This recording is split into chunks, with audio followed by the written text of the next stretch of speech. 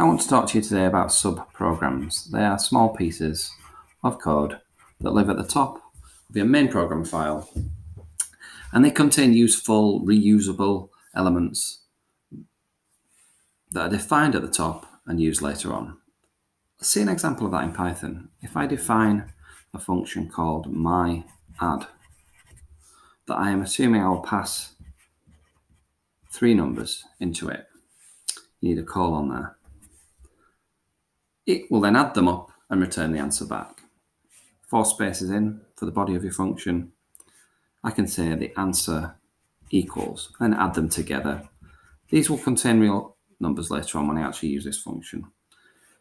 Add them together and then return the answer back. And you might think to yourself, where does that answer go? What do you mean return it back? And I will now explain where that goes.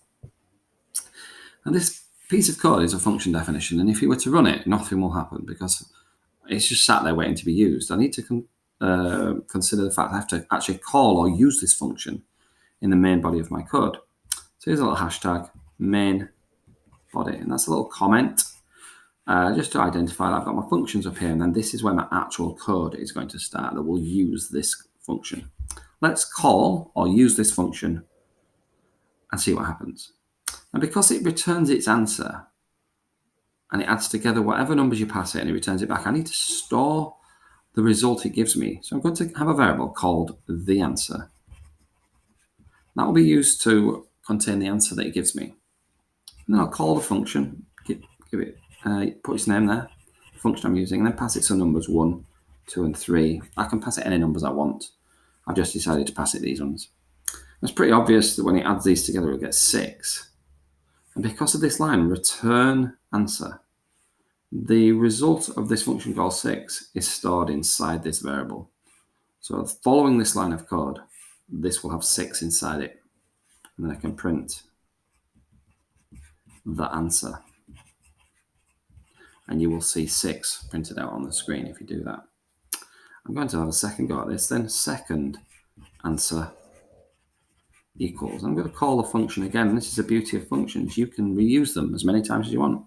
10, 3, and 5. Pass it some different numbers.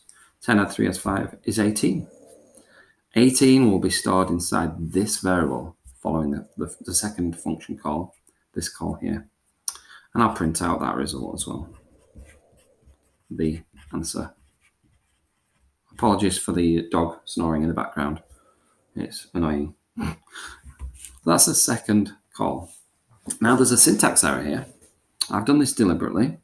If I was to run this, you might think, okay, I've worked out the answer to this, it's 6, and I'm printing out 6. I've now worked out the second answer. The answer is 18, and I'm printing 18, but I'm not. I've accidentally printed the first answer twice. That would be a bug.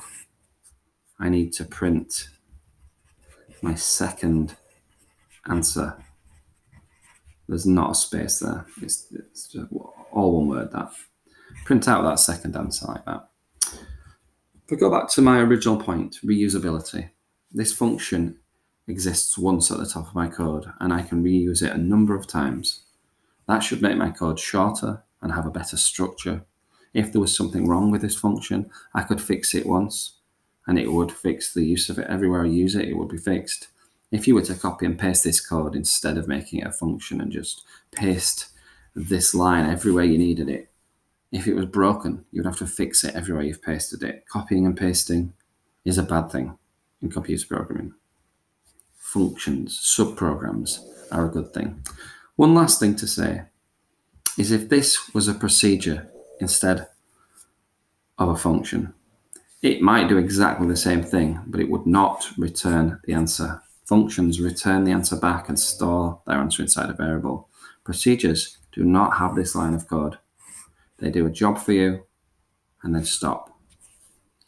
And that's an important point you'll need to think about in your GCSE exam. You'll be asked about subprograms, procedures, and functions, and understanding that it's functions that include a return line is an important key point of this topic.